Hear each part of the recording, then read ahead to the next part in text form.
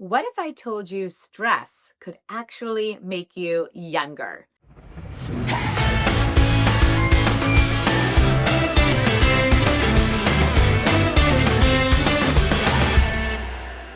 I know we have been taught to avoid stress at all costs, to eliminate it, to meditate it away. But what if I told you that the right kind of stress in the right doses could actually activate your body's built in repair system and help you age in reverse? Here is the deep dive, the science behind this. This is called hormesis. Hormesis is when tiny controlled stressors actually make your cells stronger.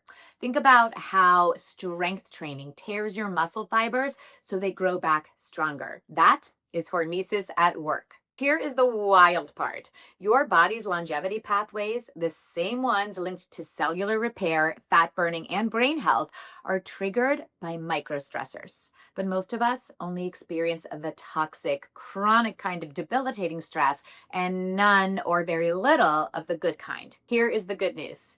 You too can dose yourself with healthy stress every day, and it only takes a few minutes. Here are three practical solutions because you know I'm all about accessibility. Number one, cold contrast showers. At the end of your shower, turn that dial freezing cold for 30 seconds or so. Your blood vessels constrict, inflammation drops, and your mitochondria get stronger. Bonus, you'll feel more alert and energized all day. Number two, fasted movement. Do a short walk, an easy yoga flow, or even 2 to 3 minutes of body weight movement before eating in the morning. When you move in a fasted state, your body actually learns to burn fat more efficiently and improves insulin sensitivity. Both are crucial for longevity. Number three, breath holds. This one's powerful and totally free. Take 3 to 5 deep breaths. Exhale and hold your breath gently for as long as is comfortable. This simple hormetic stressor can improve our CO2 tolerance and our nervous system flexibility. Here are the takeaways. Stress isn't the enemy.